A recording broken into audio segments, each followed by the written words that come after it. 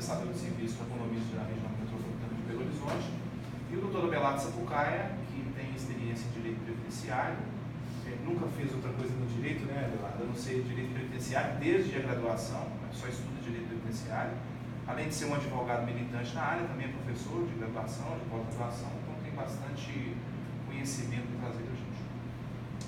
A proposta, ao invés de se fazer curso, palestra, fica uma coisa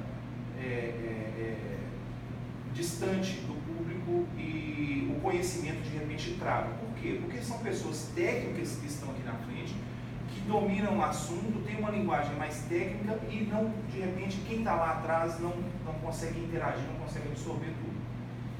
Nós fizemos um evento na OAB em abril, maio, e nós propusemos isso, uma aula de assembleia de condomínio, interagindo com quem estava presente, muitas perguntas, e ali a coisa fluiu, tanto é que nós fomos até 1h30 da tarde com o grupo lá, até o final.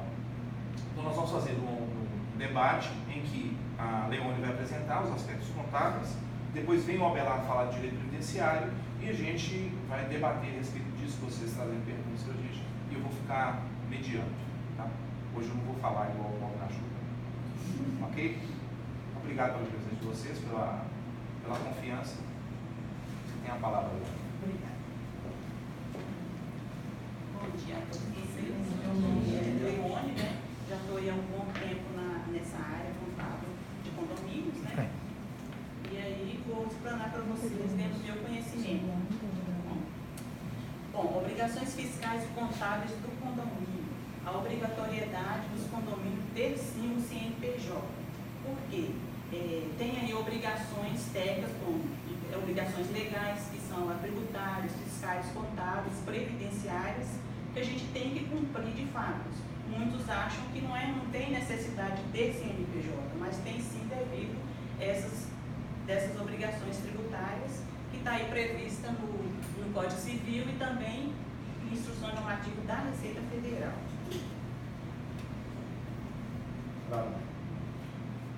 Essas obrigações tributárias, o início de todo esse conceito, a gente inicia com o cadastro do CNPJ, o cadastro PIS, a contratação dos funcionários, a partir daí lançar o...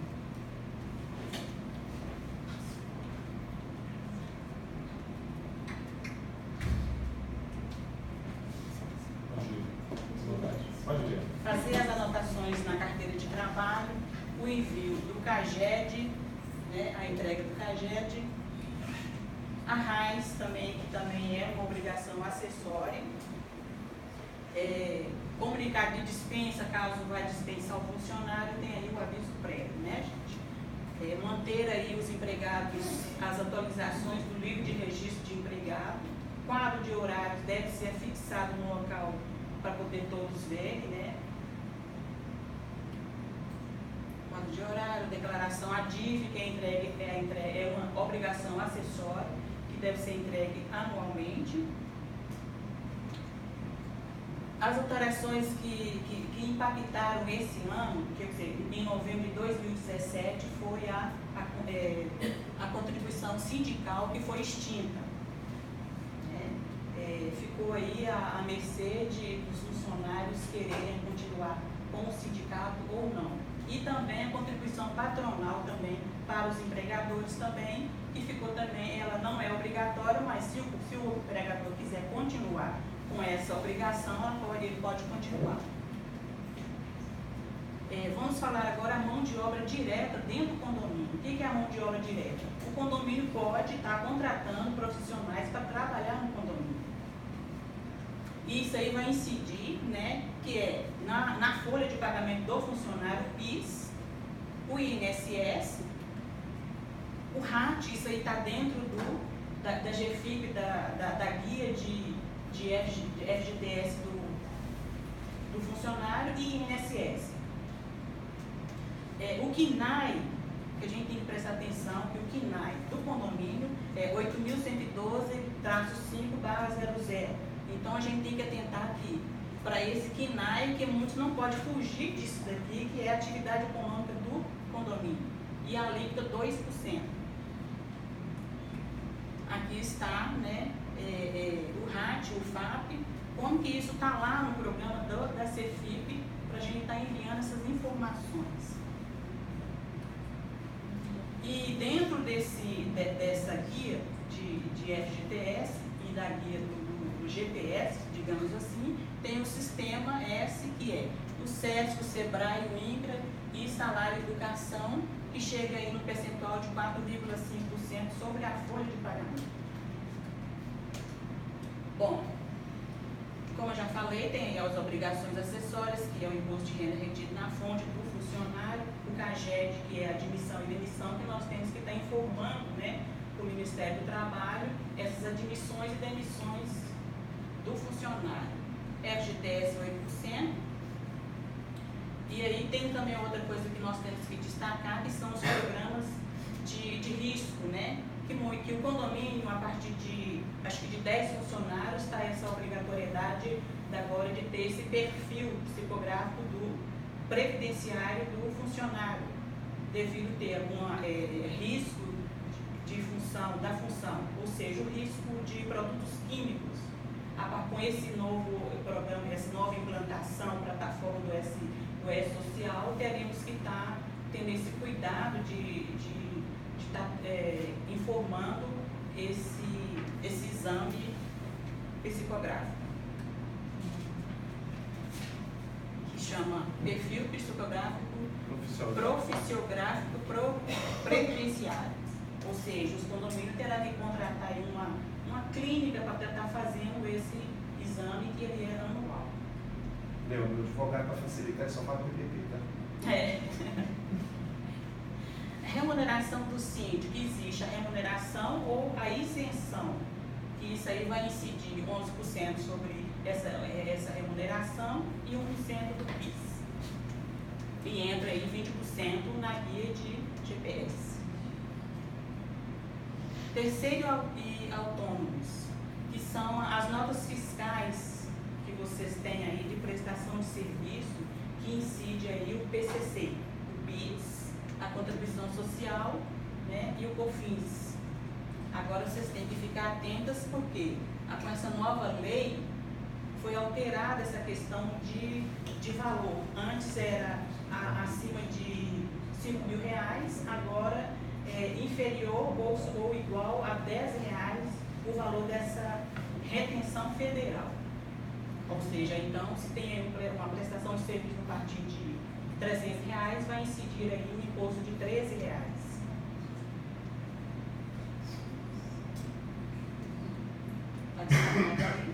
Né? O código dessa guia da guia 5952. Existe também a alíquota de ISS, que é do município, né? É mais uma obrigação acessória. O INSS, quando, dependendo da atividade econômica da empresa, desse prestador de serviço, né? Se ele é do simples, se ele é do lucro presumido, aí vai incidir 11% sobre a nota fiscal, com o código 2631 da guia de GPS. Obrigações acessórias, que é a 10, que o condomínio está obrigado a entregar a 10. Ela pode ser anual, se houver retenções de ISS nessa nota fiscal, vocês têm que estar prestando atenção, porque deixa de ser anual, aí tem que ser mensal.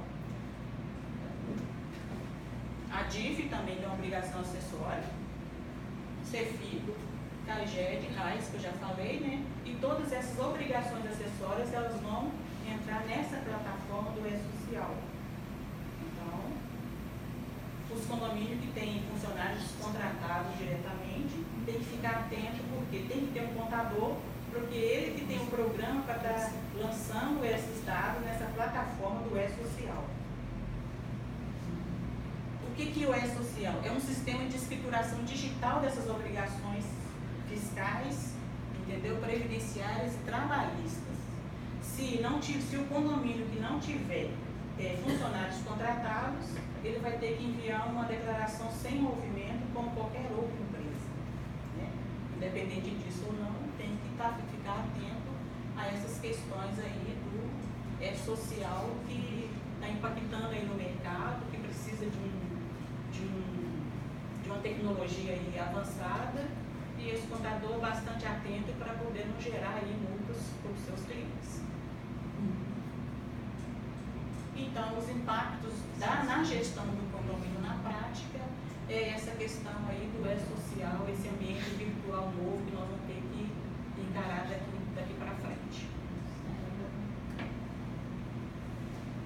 E que vai aí simplificar o nosso trabalho e que vai entrar nesse projeto aí 15 obrigações acessórias, né, que nós temos que ficar aí atentos. Bom, conclusão.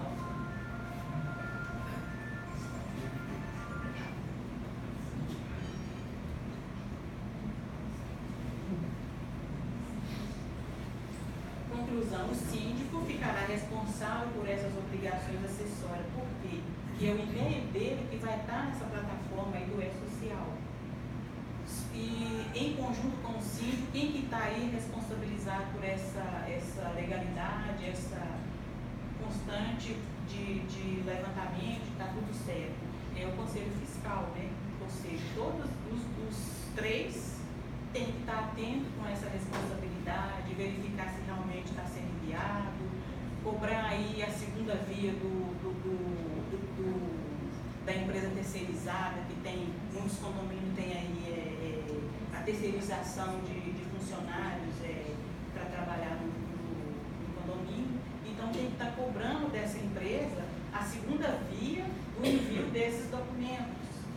Está ali marcando presença ali, se realmente está tudo ok, a documentação do funcionário que está ali trabalhando dentro do condomínio. Porque isso aí também é responsabilidade do síndico, tá? Verificando toda essa legalidade aí do E-Social. Então é isso. Qualquer dúvida que vocês tiverem, quiserem perguntar mais, né? Pessoal, nós vamos fazer a apresentação, depois a gente vai fazer o debate. Isso. Tá bom? Obrigado.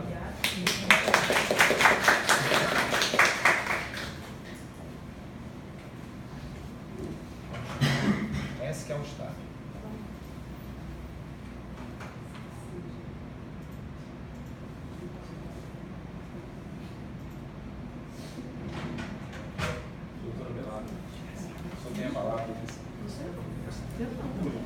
Bom dia a todas e todos.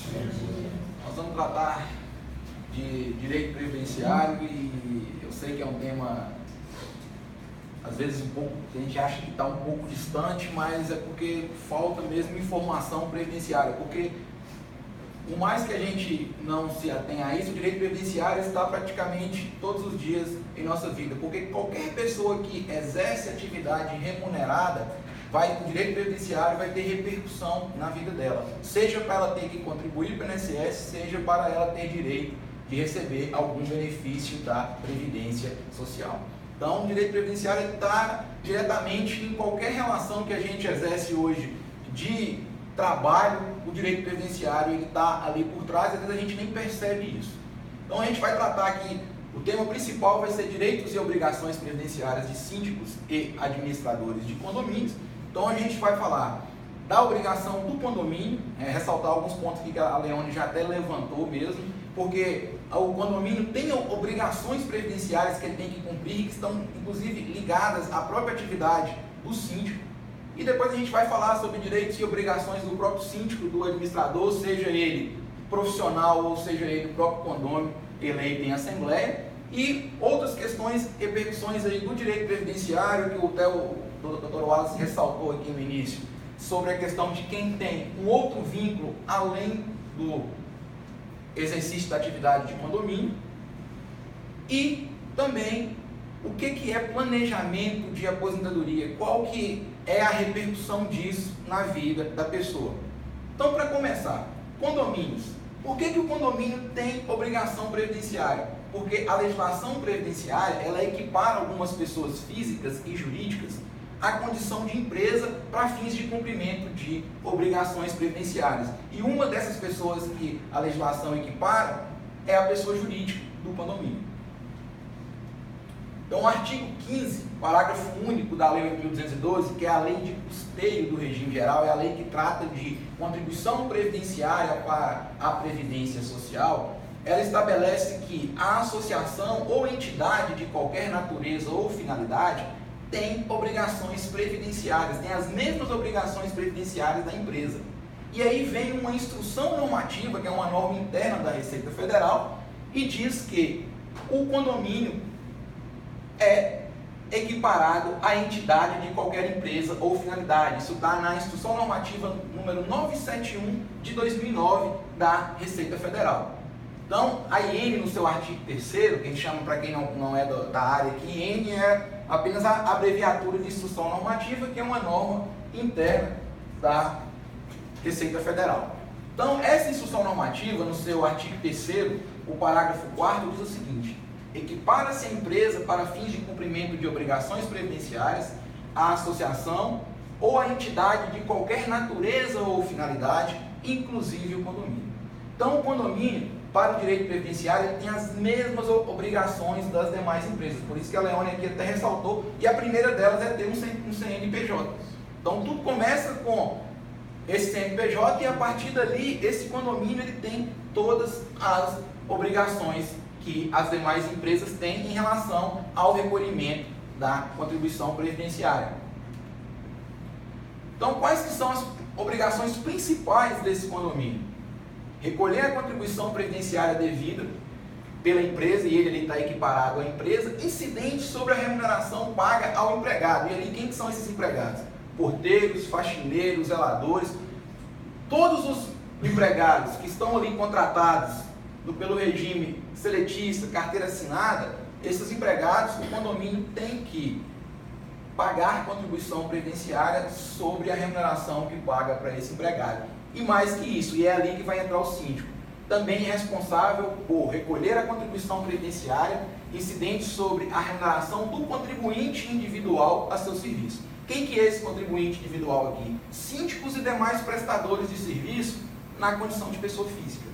Então, toda vez que o condomínio tiver uma pessoa física prestando serviço para ele, ele é obrigado a recolher a contribuição previdenciária sobre a remuneração paga a essa pessoa física. Diferentemente, é quem está prestando serviço como pessoa jurídica, aquela pessoa que prestou serviço através de uma empresa. Mas quem trabalha aqui como pessoa física, e ali está incluído o síndico que recebe remuneração e o síndico que tem isenção de taxa de condomínio, nós vamos ver isso aqui, o síndico que tem isenção de taxa de condomínio, ele está enquadrado como contribuinte individual da Previdência Social.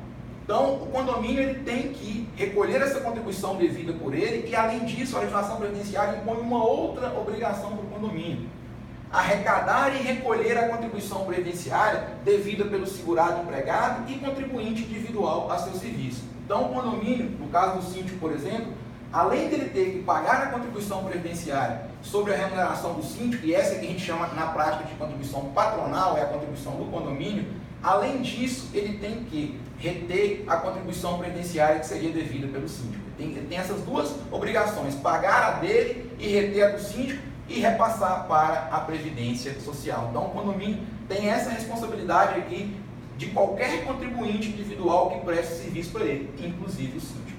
Nós vamos ver onde que diz que o síndico é contribuinte individual da Previdência Social. E além dessa obrigação principal, que é pagar a contribuição dele, arrecadar e repassar a contribuição do contribuinte individual e empregado a seu serviço, ele ainda tem outras obrigações acessórias, que a Leone já ressaltou aqui, que é entregar mensalmente a GFIP, que é a guia de recolhimento do Fundo de Garantia do Tempo de Serviço, e informações à Previdência Social. Essa guia, isso é um formulário eletrônico que tem que ser preenchido todo mês. Isso é complicado, é uma coisa que tem que ser bem detalhada, porque uma informação errada lançada nessa GFIP, uma informação incorreta ou a omissão em relação a uma informação, isso gera multa para a pessoa jurídica, no caso aqui para o condomínio. Além de enviar a GFIP mensalmente, o condomínio tem que preparar a folha de pagamento e fazer os lançamentos contábeis. Então, por isso que é importante que os condomínios estejam bem assessorados, seja do ponto de vista contábil, seja do ponto de vista previdenciário, porque eles têm obrigações legais aqui que eles têm que cumprir, e se essas obrigações não forem cumpridas, eles podem sofrer sanções aqui da fiscalização, no caso aqui, principalmente da Receita Federal, e que podem gerar multas. E aí, então, nós falamos da obrigação do condomínio em relação à parte previdenciária. Então, o condomínio só paga, só tem que reter? Não, ele também tem a parte que ele pode se beneficiar da Previdência Social. E como que seria esse benefício em relação à Previdência Social? É, por exemplo, o direito de não ter que pagar salário para o empregado que está afastado do trabalho, por exemplo, por motivo de saúde. Ele tem a obrigação de pagar só os 15 primeiros dias, no caso do segurado empregado. No caso do síndico, ele não tem a obrigação de pagar nada, porque o síndico é contribuinte individual. O síndico está, por exemplo, incapaz e aí está afastado das suas atividades, por exemplo, quem vai pagar todo o período que ele está afastado é o INSS. Então aqui, ele tem esse direito de encaminhar o empregado para a Previdência Social e não pagar salário enquanto essa pessoa estiver incapaz para o trabalho. E hoje virou moda, empregado incapaz para o trabalho, vai lá no INSS, requer um auxílio-doença ou uma aposentadoria por invalidez, o INSS nega. O que tem acontecido? Eles estão ajuizando ações contra os patrões, ou seja, estão ajuizando reclamações trabalhistas para receber o que seria devido pelo INSS, para receber isso da empresa, e pode acontecer também com os condomínios. Então, isso aqui não é obrigação do empregador. Passou dos primeiros 15 dias, a obrigação é do INSS. Então, inclusive, tem casos de empresas que estão auxiliando o empregado nessa parte previdenciária para que ele consiga um afastamento para o INSS, consiga receber um benefício para o INSS, para que isso não seja ônus do empregador. Porque isso é obrigação do INSS. Quem paga benefício previdenciário, quem paga período que a pessoa está incapaz do trabalho após os primeiros 15 dias, é a Previdência Social. Para isso que tem contribuição específica para benefício por incapacidade, inclusive se for decorrente de acidente do trabalho. Outra coisa que o condomínio pode obter de benefício em relação à Previdência Social. O valor que o condomínio paga, por exemplo, a título de salário família e salário maternidade, que são dois benefícios previdenciários, mas que são pagos pelo empregador, ele pode compensar isso nas contribuições previdenciárias posteriores que ele vai recolher. Então, por exemplo, o condomínio tem lá uma faxineira que saiu de licença maternidade. A rigor, quem vai pagar essa licença maternidade para essa faxineira é o condomínio. Só que o valor que ele pagou de licença maternidade, ele pode compensar isso nas contribuições previdenciárias posteriores. Ou seja, ele antecipa, mas depois ele recebe isso de volta, porque isso não é uma obrigação, isso é um benefício previdenciário, obrigação do INSS pagar. No entanto, a legislação, para facilitar isso aqui, coloca essa obrigação direta do empregador, mas garante o direito de reembolso disso aqui depois. Então, o condomínio paga, mas ele também tem algumas vantagens que ele pode obter em relação à Previdência Social e que muitas vezes as pessoas não conhecem isso aqui. Então, antes da gente entrar na parte de síndicos e administradores de condomínio, é importante entender que o próprio condomínio tem responsabilidades previdenciárias previstas na legislação e que tem que ser cumpridas, porque a gente está entrando a gente já está vindo há um tempo e agora está acontecendo mais de processos digitais, como por exemplo está acontecendo com o E-Social. Isso não é à toa, isso é para facilitar a fiscalização. Hoje a gente está com um sistema de cruzamento de dados em que está muito mais fácil para a Receita Federal e demais órgãos do governo, principalmente federal, que é quem arrecada o maior número de tributos, de conseguir verificar quem está contribuindo de acordo com a legislação e quem não está. Então isso é uma questão que tem que ser observada, porque cada vez mais a fiscalização vai aumentar e as pessoas estão sujeitas aí, tanto pessoa física como pessoa jurídica, estão sujeitas a autuações e aí, tanto em relação à obrigação principal que não foi cumprida, e sempre que não for cumprida uma obrigação principal, vai vir uma multa também decorrente desse cumprimento. E aí então, como é que fica a situação previdenciária do síndico ou administrador de condomínio? E aí tem várias situações em relação a essas pessoas, e aqui eu dividi em algumas situações de acordo com o enquadramento dele. Então, primeiro, síndico ou administrador de condomínio eleito em assembleia que presta serviço como pessoa física e recebe remuneração. Então, isso aqui, inclusive, a legislação previdenciária diz que tanto o síndico como o administrador ele pode ser eleito em assembleia e venha prestar serviço, então, como pessoa física, bom dia, recebendo remuneração do condomínio. Então, esse aqui é o síndico clássico lá, que é condômino e que é eleito aqui para a administração do condomínio. A legislação previdenciária enquadra esse síndico como segurado obrigatório da Previdência Social na condição de contribuinte individual, desde que ele receba a remuneração. Então, o síndico que recebe remuneração não tem discussão, ele é segurado obrigatório da Previdência Social. Isso está no artigo 12, inciso 5, a linha F da Lei 8.212, que é a lei que impõe obrigações previdenciárias para todas as pessoas que exercem atividade remunerada. Então está aqui, ó, no finalzinho dessa a linha F diz o seguinte: bem como o síndico ou administrador eleito para exercer atividade condominial desde que recebam remuneração. Então esse síndico ele está aqui enquadrado como contribuinte individual obrigatório da Previdência Social.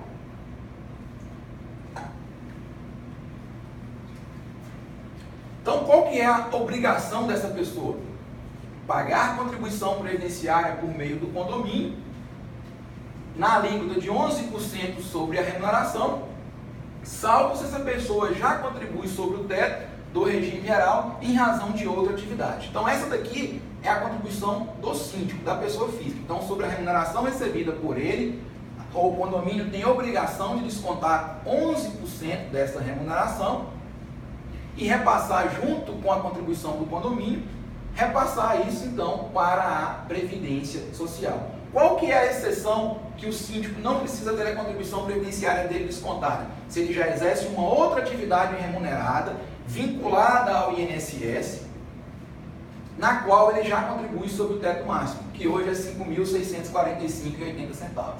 Então, se a pessoa, por exemplo, tem uma outra atividade paralela numa empresa e que ele já tem uma remuneração nessa empresa de R$ 7.000, ele não vai ter que contribuir novamente na sua função de síndico. Ele, a contribuição de 11% dele. Agora a contribuição do condomínio tem que ser feita. A contribuição de 20% do condomínio incidente sobre a remuneração do síndico, ela não está limitada ao teto do INSS e ela tem que ser recolhida independentemente dele ter ou não uma outra atividade.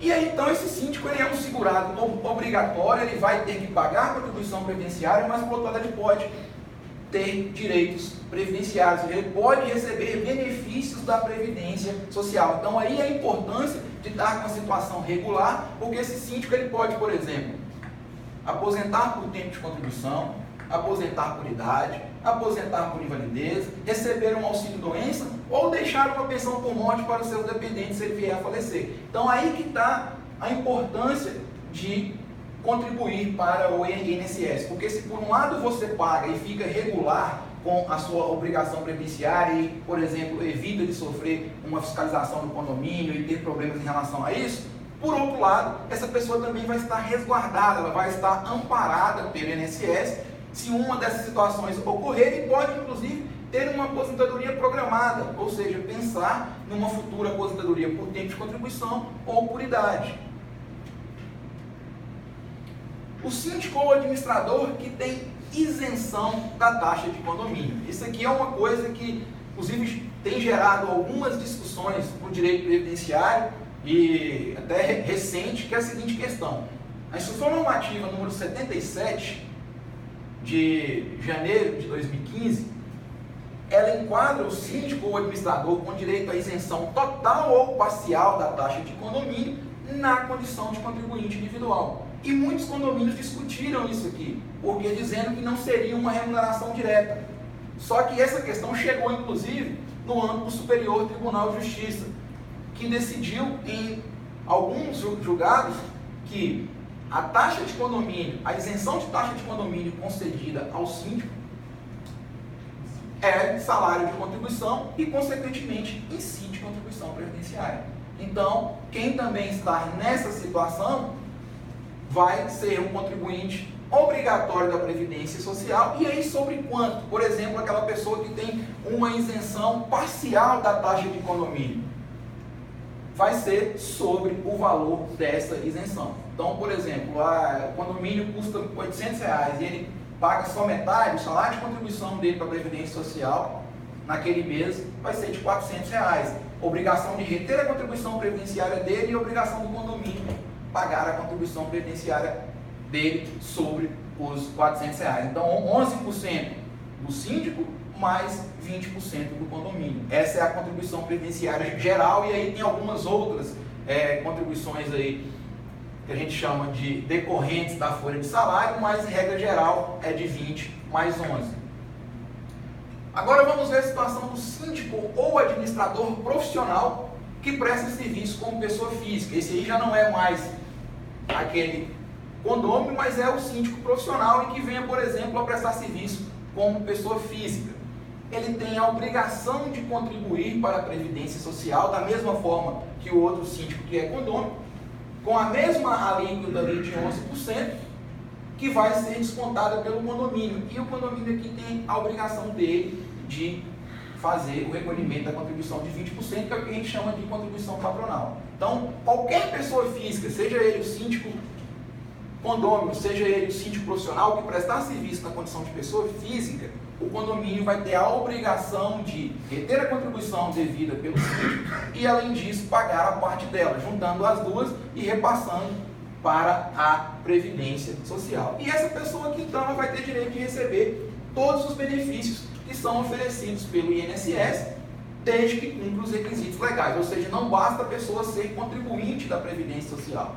Ela tem que cumprir os requisitos previstos na legislação previdenciária. Por exemplo, a aposentadoria por tempo de contribuição. Uma mulher, ela tem que ter pelo menos 30 anos de contribuição. Então, atingiu esse requisito, ela vai poder requerer a sua aposentadoria no INSS. E aí, a mulher aos 30 anos de contribuição, é o momento ideal para ela poder aposentar? Não sei, nós vamos falar disso aqui um pouquinho mais para frente, quando a gente for tratar de planejamento de aposentadoria.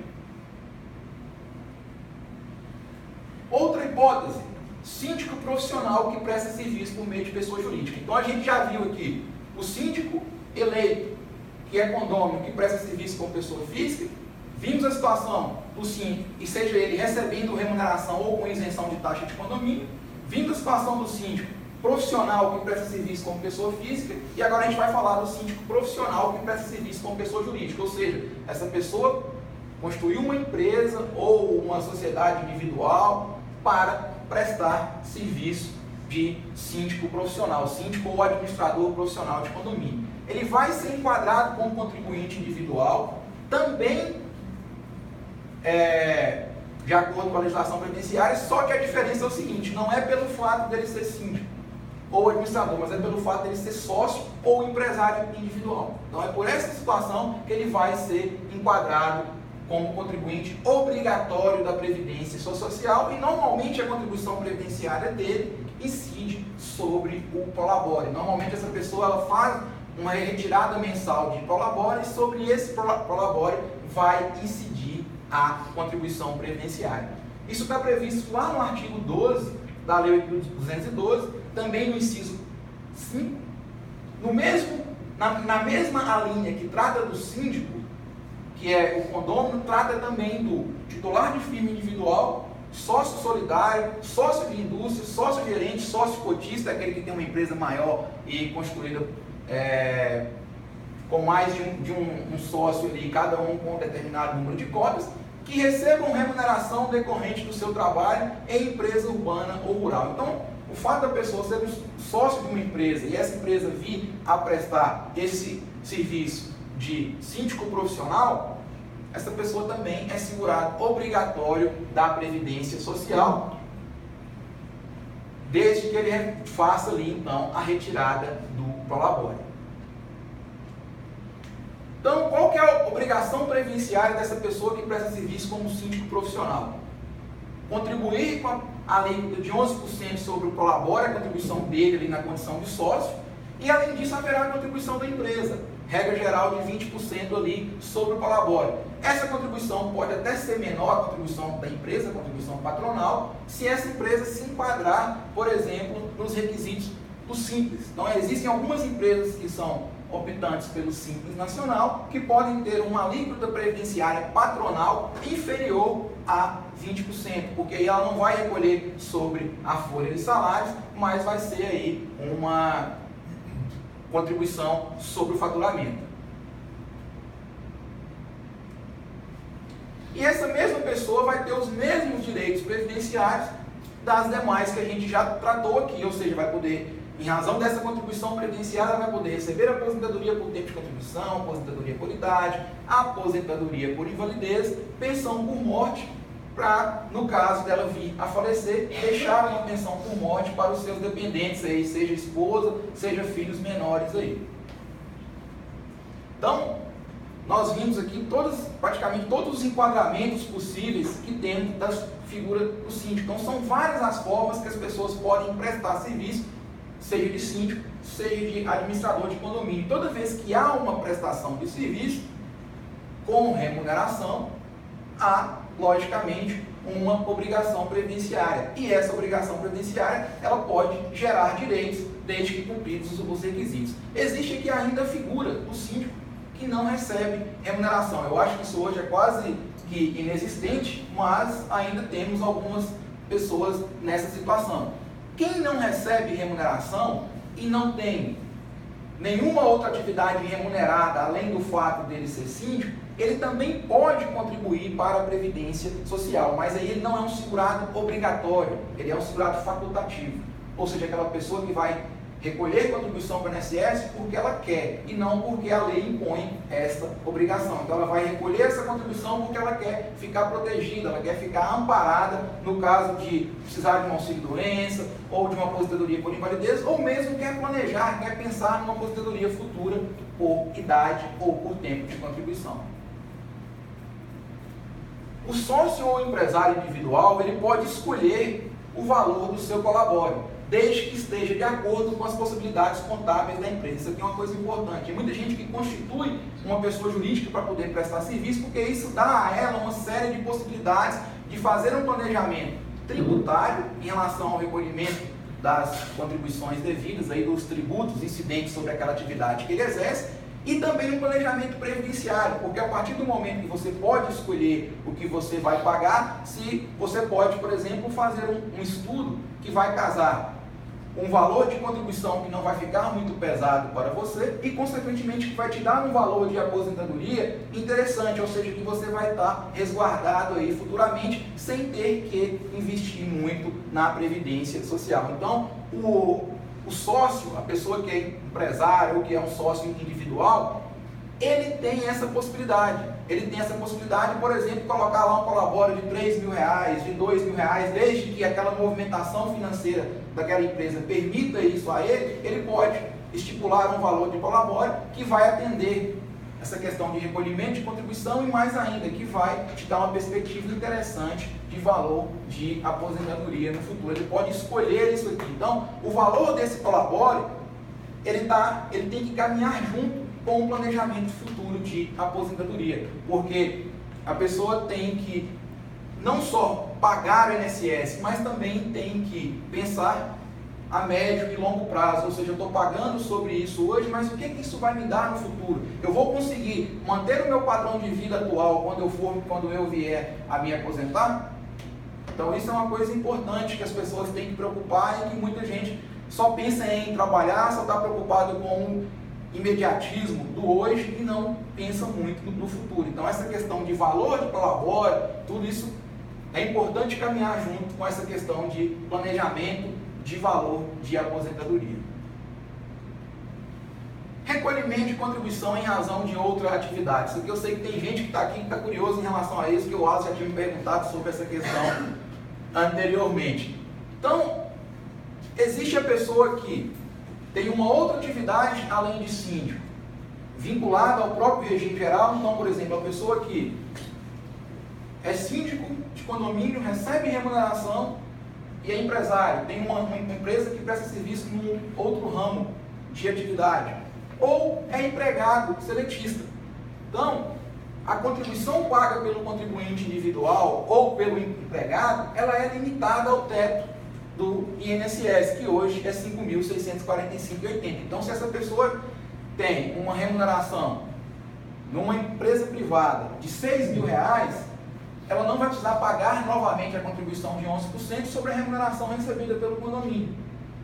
Só que ela tem que comprovar isso aqui. Ela tem que emitir uma declaração para o condomínio dizendo que ela já está contribuindo sobre o teto numa outra atividade, para que o condomínio fique resguardado de não ter cumprido a obrigação de descontar a contribuição daquele síndico, justamente porque aquele síndico declarou para ele que ele já tem uma outra atividade na qual ele já contribui sobre o teto máximo.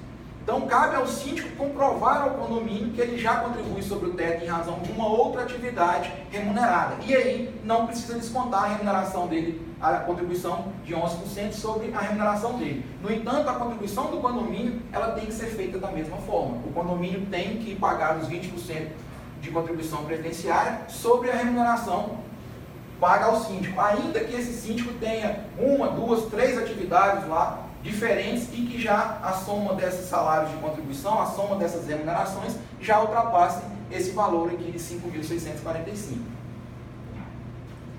A outra situação é a pessoa que é servidor público segurado de regime próprio de previdência. Então, por exemplo, a gente tem um servidor público titular de cargo efetivo que já contribui para o regime próprio de previdência dos servidores públicos. Pode ser servidor público federal, pode ser servidor público estadual ou pode ser um servidor público municipal, desde que o município tenha regime próprio de previdência. Então, a pessoa que está enquadrada nessa situação e que é síndico, ela vai ter que contribuir normalmente. Ela não tem direito a essa isenção sobre o valor que ultrapassa esse teto. Por quê? Porque são regimes previdenciários diferentes. Então, a pessoa está contribuindo lá para o regime próprio em razão da remuneração que ela recebe no cargo efetivo e está contribuindo para o regime geral e INSS em razão da sua remuneração de síndico. São duas contribuições diferentes para dois regimes diferentes. Então, essa contribuição não dá direito à isenção do valor que ultrapassa o teto. Porém, essa contribuição ela traz uma vantagem para a pessoa que é síndico. Qual que é? Ela pode ter duas aposentadorias. Uma no serviço público e outra no INSS, desde que cumpridos os requisitos legais. Então, apesar de ter que pagar, essa pessoa também pode receber dois benefícios previdenciários. Um pago pelo regime próprio, lá pelo Estado ou pela União, o outro pago pelo INSS. E já para a gente caminhar para o final, vamos falar um pouquinho do planejamento de aposentadoria, que eu comecei a falar aqui da importância dele. O que é esse planejamento de aposentadoria? É uma coisa desconhecida da maioria das pessoas, mas que ele é de suma importância para que o trabalhador que tem 20, 30, 40 anos, que está contribuindo para a Previdência, esse trabalhador chegue na época de aposentar e consiga manter o seu padrão de vida atual quando ele vier a parar de trabalhar. Então, esse planejamento de aposentadoria é um estudo específico, elaborado de acordo com as características de cada caso concreto, contendo uma análise minuciosa da situação previdenciária atual. Ele faz, o primeiro objetivo dele é fazer um levantamento da situação previdenciária da pessoa em relação a requisitos para a aposentadoria, ou seja, quanto tempo que falta, ou se tem algum período que poderia ter sido contado e que não está sendo contado pelo INSS, e como que está a situação dele em termos de contribuição. Ou seja, às vezes a pessoa tem uma contribuição alta de empresa privada, depois ela constitui uma empresa, por exemplo, para prestar serviço de síndico profissional. E ali, para poder ficar mais barato, ela começa a pagar, fazer uma retirada de palabode sobre um salário mínimo e, consequentemente, contribuir para o INSS sobre um salário mínimo.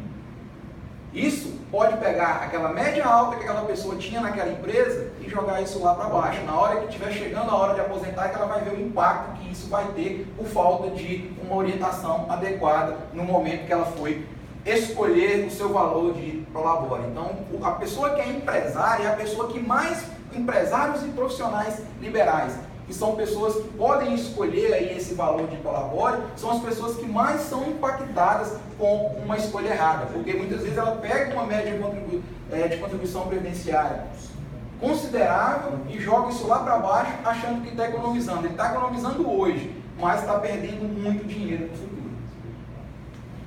Além disso, esse estudo vai orientar sobre o recolhimento previdenciário adequado, porque a legislação previdenciária ela é bem complexa, ou seja, existem mais de 40 códigos de recolhimento na Previdência Social. E às vezes a pessoa, por falta de orientação, já via acontecer isso aqui no caso concreto, é um contribuinte individual e está lá recolhendo como facultativo. E às vezes, dependendo do enquadramento dele, ele não poderia ser segurado facultativo. Isso traz um transtorno para ele em razão desse recolhimento incorreto. E mais que isso, a Receita Federal está apertando o cerco em relação ao contribuinte individual. Tivemos no final do ano passado uma operação chamada Autônomos, no qual a Receita Federal pegou milhares de contribuintes individuais que estão recolhendo valores a menores do que o que seriam devidos. E simplesmente cruzou dados de imposto de renda com contribuição previdenciária, viu que a pessoa está lançando no imposto de renda uma remuneração mensal de 4, 5, 6 mil e está recolhendo INSS sobre 1 ou 2 salários mínimos. O que a Receita Federal fez? Pegou a diferença entre um e outro, calculou a contribuição dele aqui e mandou uma cartinha. Ou você comparece para poder pagar, ou a gente vai começar a cobrar multas e outras coisas mais aqui que podemos cobrar de você, inclusive inclusão em dívida ativa. Então esse é um problema sério de quem está contribuindo errado, porque pode sofrer uma autuação fiscal com consequências sérias. E aí, como esse planejamento de aposentadoria pode ajudar você, ou seja, pode ajudar aquela pessoa que é um contribuinte da Previdência Social? Esse estudo ele vai apontar o melhor momento para aquela pessoa se aposentar, ou seja, o momento ideal para ele poder se aposentar. E aqui é uma coisa importante: aposentar significa parar de trabalhar? Eu acho que deveria ser, mas hoje isso não está sendo mais. Ou seja, o momento de você se aposentar deveria estar bem próximo de quando você estiver querendo parar de trabalhar, para ali você ter um valor de benefício previdenciário legal, bacana, e talvez uma renda complementar, além do INSS, por exemplo, e que te deixe tranquilo. Mas hoje, aposentar virou sinônimo de apenas um momento na vida da pessoa, que ela vai lá no INSS preencher o requisito para ir aposento, sem saber se o valor é interessante, se não é, e aí depois ela é obrigada a continuar trabalhando, porque o valor dessa aposentadoria não consegue pagar os custos dela futuro, principalmente quando a gente vai ficando mais velho, que é o momento que a gente precisa de remédios, plano de saúde vai ficando mais caro, e aí o valor da aposentadoria não consegue custear essas despesas, as pessoas são obrigadas a voltar para o mercado de trabalho. Então essa é uma questão interessante de quando que é o momento ideal para essa pessoa se aposentar. Como receber o melhor valor possível, isso aqui todo mundo busca, isso aqui tem que buscar mesmo, ou seja, dentro da sistemática de cálculos do INSS, que é complexa, você tem que conseguir chegar naquilo que é o melhor para você. Porque senão, e hoje tem vários fatores aí que entram no cálculo, inclusive um deles, um dos que mais reduzem o valor de aposentadoria é o fator previdenciário, e quanto mais cedo a pessoa se aposenta, maior vai ser a incidência desse fator, consequentemente, menor o valor da aposentadoria. Esse estudo vai te apontar ainda para a necessidade de buscar ou não uma renda complementar, porque esse estudo pode concluir que o máximo que você vai obter de aposentadoria no INSS, por exemplo, é 2 ou 3 salários mínimos. E aí, por exemplo, hoje, R$3.000 de aposentadoria não vai conseguir manter o seu padrão de vida atual, porque às vezes você ganha hoje, tem uma remuneração, o cara que é empresário ou um profissional liberal, de R$5.000, por exemplo. Então o que ele tem que fazer se no INSS ele só vai conseguir obter R$3.000? Ele vai ter que buscar uma previdência privada, um outro tipo de investimento, ou uma outra fonte de renda. Então é importantíssimo saber quanto que a pessoa vai aposentar, qual que é a perspectiva de valor de aposentadoria, para que ela no futuro não tenha problemas financeiros sérios, justamente porque essa renda não vai conseguir custear as suas despesas. E também vai te ajudar a se proteger contra uma autuação fiscal previdenciária, principalmente no caso aqui do contribuinte individual, ou seja, aquela pessoa que está recolhendo errado, ela tem que adequar isso para poder evitar problemas futuros com o fisco. Isso tem problemas sérios, como eu falei com vocês aqui, de Receita Federal cobrar aí valores altos em razão da pessoa não ter feito o recolhimento correto da contribuição previdenciária. Além disso, a pessoa às vezes chega no momento de aposentar e o recolhimento errado traz uma série de transtornos para ela, que ela vai ter que retardar aí 6 meses, 1 ano de uma situação que ela já poderia estar tranquila, já poderia estar recebendo esse benefício desde então. E aí, quais que são os problemas de uma aposentadoria mal planejada? Eu vejo isso aqui acontecer na prática todos os dias. A pessoa se aposenta no momento errado, recebendo valores bem abaixo do esperado. Isso aqui é muito comum no caso daquela pessoa que vai no INSS só para poder saber quanto tempo de contribuição ela tem. Aí a pessoa do INSS fala que ela está faltando 6 meses. Daqui 6 meses ela volta de novo, vai lá e aposenta. Ela não sabe se aquele valor é o que ela estava esperando, ela não sabe se ela, por exemplo, continuou trabalhando e esse período que ela continuou trabalhando, mais 1, 2, 3 anos, iria agregar uma melhora de valor para ela. Então, isso acontece muito, porque de acordo com a legislação previdenciária, a aposentadoria é irrenunciável. Isso aqui chega a gente no escritório todo dia preocupado com isso aqui. Ó. Foi lá, aposentou, desse que vai lá no INSS sem orientação 1, 2, 3 vezes, aposenta, na hora que vem o primeiro benefício, ele assusta. Eu achei que eu ia receber 3 mil, está aqui 1.500. E agora, o que eu posso fazer? Depende, se você já foi lá e sacou o primeiro pagamento, dependendo da situação, você não pode fazer mais nada. Você vai ter que receber esses 1.500 para o resto da sua vida. Então, esses são problemas sérios de uma aposentadoria mal planejada. A legislação previdenciária diz que a aposentadoria, uma vez sacado o primeiro valor ou sacado o fundo de garantia, ela é irrenunciável, ou seja, você teria que ficar com aquele valor e não poderia mais desistir dessa aposentadoria. A decisão de se aposentar, ela gera consequências financeiras para o resto da vida do trabalhador. Então, uma decisão errada hoje, ela pode ter consequências para os próximos 20 ou 30 anos, principalmente considerando a expectativa de vida elevada do brasileiro, cada vez mais está aumentando, então cada vez mais as pessoas estão vivendo mais tempo ela vai receber essa aposentadoria e muitas vezes não vai conseguir pagar as suas despesas, não vai conseguir mais do que pagar as suas despesas. Eu acho que a pessoa, quando toma a decisão de se aposentar, ou então quando ela pensa numa aposentadoria, ela tem que pensar em quê? Eu quero manter meu padrão de vida atual. Se for para me poder aposentar, para ganhar menos, para ganhar no futuro menos do que eu ganho hoje, isso não é um bom negócio para ninguém.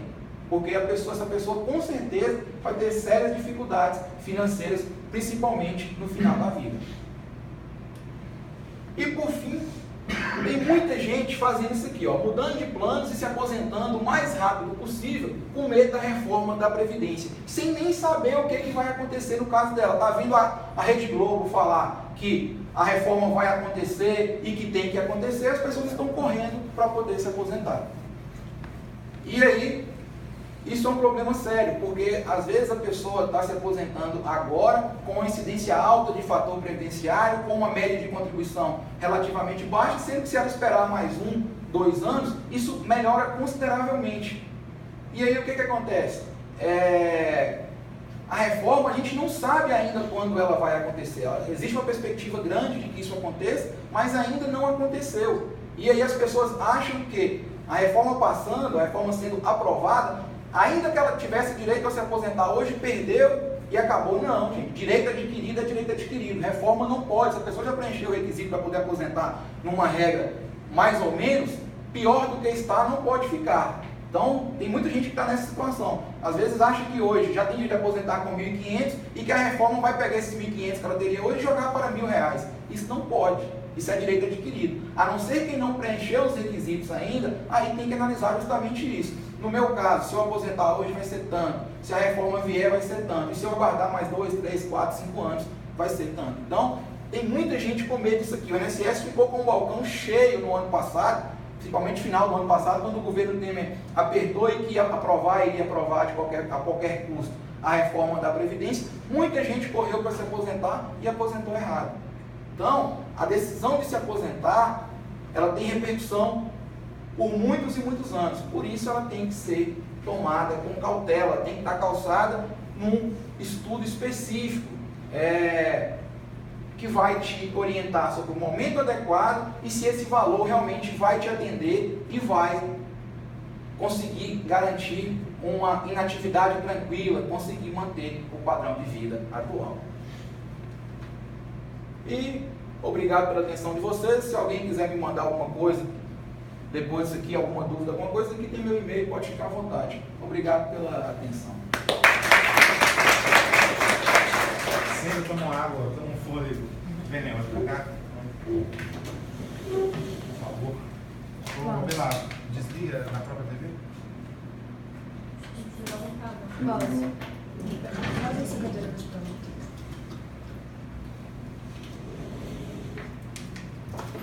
Gente, parafraseando Tom Jobim, condomínio não é para amador, tá?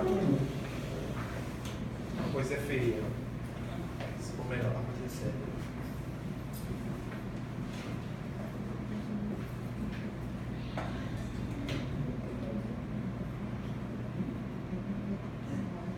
Não, só desligar a TV. Então, embaixo não. Você quer guardar esse celular para alguma coisa ou pode apagar? Pode deixar aí. Deixar aqui? Pode deixar aí. Quer que desliga aqui? Desligar, você chega assim pra dentro pra cá.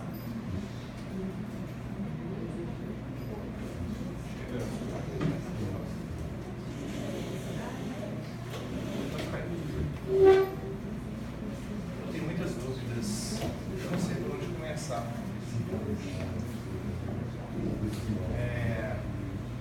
Começa pela primeira. Vamos começar. Quando você está falando do condomínio que recebe, que é síndico e recebe remuneração, eu fiquei na dúvida. No caso, por exemplo, assim, você recebe remuneração ou isenção? Remuneração. Quem deve fazer o recolhimento previdenciário? É o condomínio. Sim, a obrigação é do condomínio. Inclusive a cota dela e descontar da remuneração dela, como se empregada fosse. Isso, já tem que vir, a remuneração dela já tem que vir lá, por exemplo, se R$1.000, ela tem que vir lá, R$1.000 menos 11%, que seria R$110. O condomínio já tira esses 110 dela, vai passar para R$890. A pergunta é por quê? Danilo, principalmente os condomínios, principalmente o Village, está fazendo isso, está declarando isso na prestação de contas, porque o condomínio, a Assembleia Ordinária deve receber a prestação de contas uma vez por ano. Essa prestação de contas deve abranger esse recolhimento previdenciário. E, me desculpe, mas eu nunca vi numa ata de Assembleia de Prestação de Contas esse tipo de informação. Nunca vi. Com relação ao síndico que recebe isenção, a regra é a mesma. Sim. O condomínio vai fazer o recolhimento sobre essa isenção. Ok. Já vi, tem alguns condomínios que ainda estão discutindo isso, mas tem decisão do próprio STJ dizendo que é devida essa contribuição sobre a isenção. Então, não vi fiscalização específica ainda, mas futuramente isso pode acontecer. Porque, na verdade, qual que é a questão dessa remuneração? Por que fica difícil ter uma fiscalização desse tipo? Porque essa remuneração, essa isenção, ela não aparece em lugar nenhum.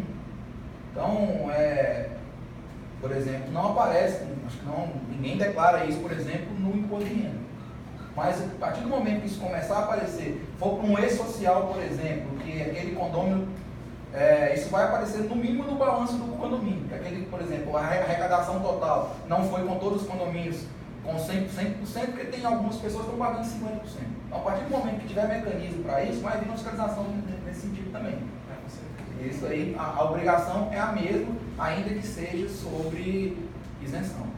E o afastamento médico do condomínio que recebe a isenção e do condomínio que recebe remuneração? Como fica no caso de auxílio? Pois é, aí o que acontece? O condomínio, por exemplo, que tem a isenção, a gente tem que olhar o seguinte: se essa isenção ela chega ao valor de um salário mínimo ou não, porque a contribuição do contribuinte individual mínima tem que ser de um salário mínimo. Sobre um salário. Isso. Aí quem é a obrigação de complementar? O condomínio tem a obrigação, por exemplo, se a isenção dele é R$500, o condomínio tem que reter os 11% e repassar a parte dele patronal de 20% a parte da empresa. sobre os R$500. Então, esse contribuinte individual, a gente vai ter que avaliar a situação dele, se ele não tem nenhuma outra contribuição naquele mês para poder completar o salário mínimo. Senão, isso é obrigação dele.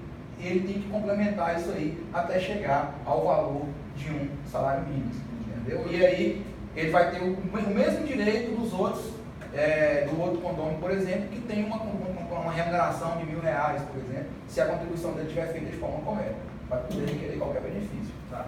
E se o condômino é síndico, recebe remuneração, gente, eu estou pegando o caso completo dos clientes para a gente problematizar, e eu não sei,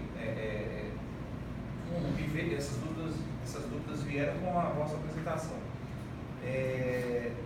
O condômino recebe remuneração, é síndico e é servidor público, e ele tem um acidente, e ele vai se afastar daquele regime lá, tem as regras, e ele vai receber auxílio doença do INSS. Do INSS. Depende. Se essa incapacidade dele para o trabalho abranger também a atividade de síndico, ele vai ter direito de receber. O benefício por incapacidade está diretamente ligado à atividade que a pessoa recebe e sobre a qual ele contribui. Então ele precisa ser substituído nas atividades. E se ele está exercendo atividade de síndico, não justifica o INSS pagar para ele um auxílio doença. Agora, se ele está numa situação que ele não pode realmente exercer e foi inclusive afastado do condomínio, ele pode dar entrada, vai levar um relatório médico no INSS, um comprovante de afastamento das suas atividades, e o INSS deve conceder o benefício. Se negar, ele pode inclusive ingressar na via judicial para poder questionar isso. Mas eu digo uma dúvida que você falou o seguinte: esses são funcionário público, federal, estadual, eles não entram nessa questão aí de estar isento de Não, contribuir. porque são regimes previdenciários diferentes. Então eles são obrigados a São, contribuir. em razão da sua atividade de síndico, cada pessoa contribuinte leva em consideração aquele regime que ele está contribuindo. O que tem que olhar é o seguinte: tem alguns servidores públicos municipais, pequenos e até médios municípios, que não têm regime próprio de previdência. Então, quando um município não tem regime próprio, eles contribuem, os servidores daquele município vão contribuir para o próprio INSS. Então, se aquela pessoa contribui para o INSS na condição de servidor público, aí sim vale essa regra aqui, porque vai para o mesmo regime. Tem que observar para onde que está indo a contribuição em razão da remuneração que ele recebe no cargo público. Entendi. Duas perguntas. Vai lá, Alex. Retroatividade dessas apurações. Em relação ao que não foi recolhido até agora. Aí vai depender de uma análise mais do caso concreto. Se compensa o condomínio se regularizar e fazer isso tudo corretamente, desde então isso seriam cobrados os últimos 5 anos, que é o prazo decadencial aí que a Receita Federal teria para poder lançar isso em dívida ativa e cobrar, e aí avaliar se compensaria fazer isso para trás e, consequentemente, se isso teria repercussões previdenciais na situação de cada um dos síndicos, por exemplo, ou se regulariza de agora em diante e deixa para trás, ressalvada a possibilidade aí de ter uma autuação fiscal nesse sentido ou não. Aí não tem como a gente fazer receita de bolo, tem que analisar cada caso concreto para poder ver se o melhor caminho é de fato recolher o retroativo dos últimos 5 anos e regularizar toda a situação, ou se faz de agora em diante, sabendo que está sujeito a ter uma fiscalização nesse sentido. Mas quem tem que fazer é o condomínio.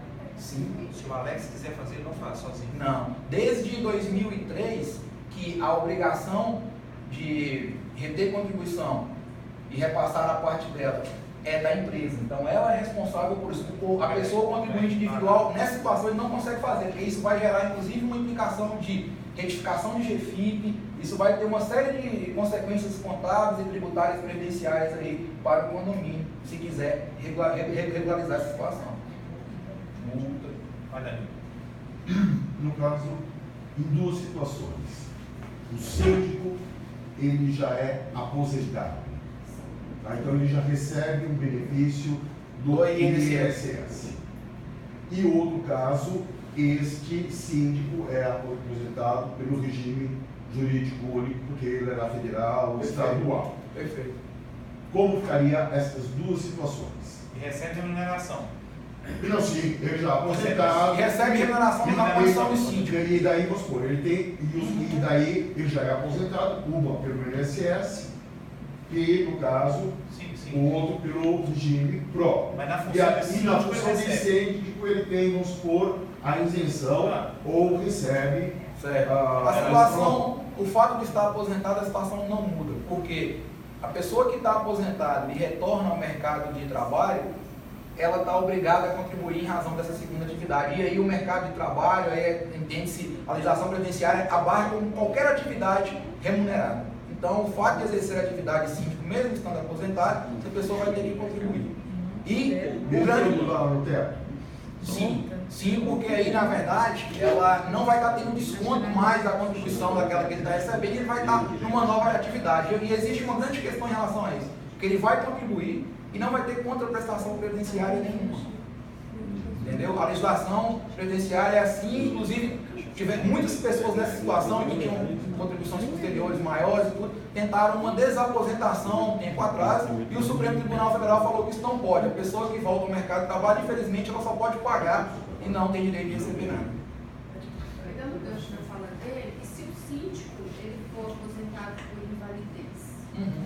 Porque ele tem a situação de ele não poder exercer outra atividade, mas ele tem capacidade de exercer atividade. Esse é um caso bem peculiar e que tem que ser analisado de acordo com os contornos do caso concreto. Por quê? Porque pode acontecer o seguinte: o INSS está doido para poder cortar qualquer aposentadoria por invalidez. Vocês têm visto aí essa questão de notícia de pente fino que tem acontecido aí, que eles estão convocando pessoas que estão há mais de 20 anos afastadas e dizendo que elas estão aptas ao trabalho e mandando voltar à atividade. Tem que analisar com cuidado. Por quê? Porque pode acontecer, por um lado, se ele está exercendo a atividade, a legislação tributária, previdenciária, diz que ele é um segurado obrigatório e teria que contribuir. Por outro lado, pode acontecer, e eu acredito que isso venha a acontecer, a partir da primeira contribuição que ele fizer lá nessa condição, vai cruzar com os dados do INSS, vai ver que ele está aposentado na condição de invalidez, o INSS, no mínimo, vai convocá-lo para uma perícia ou para prestar esclarecimento, correndo o risco de perder a aposentadoria por invalidez. Então, tem alguns casos concretos que tem que ser avaliados, tem que ser analisados, qual que é o melhor caminho a se tomar, porque pode ter uma consequência aí que não vai ser muito interessante. Leone, você falou a respeito do direito social, mas não falou do prazo que foi prorrogado. O prazo foi prorrogado para a primeira fase até setembro. O que é a primeira A fase? primeira fase é os dados da empresa. O cadastro. É o cadastro do O cadastro é a primeira fase, vai até quando? até setembro. Setembro? 8 de setembro. Isso. Ok. E a partir de outubro já vai as As obrigações. declarações deverão ser feitas através do E-Social. Não haverá uma alternativa. Isso a partir de janeiro de 2019. 2019. Mas então poderá ser feito por meio, da forma que é feito hoje, até dezembro, então. Até dezembro. O cadastro é obrigatório até setembro. Até setembro. Ele prorrogou esse prazo aí até setembro para fazer a consulta prévia, que é os dados do empregador. Outra dúvida. Eu tenho que baixar o programa ou eu tenho que lançar isso no programa em rede, pela internet? As empresas que têm funcionário têm por obrigação ter um contador, porque aí vai sair direto da plataforma da empresa de software do contador. Mas o contador faz onde? Você faz no próprio... Então, eu tenho um programa de Mastermind, eu faço isso tudo no programa de Mastermind. Lá já tem o E-Social, entendeu? Tudo para eu poder estar enviando essas informações. Agora, quem é síndico profissional tem que fazer tudo no programa do E-Social. Alguma pergunta? O síndico que recebe isenção, então ele recebe isenção de 50%, ele tem que receber na prática uma isenção de 39% e descontar os 11%, o condomínio já tem que descontar os 11%?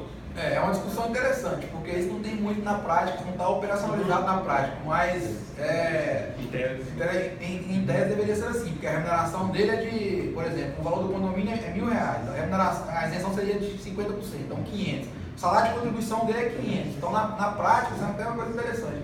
A isenção dele iria cair, porque 11% iria de contribuição para o INSS e o restante é que iria efetivamente ser descontado a título de isenção de condomínio. professor.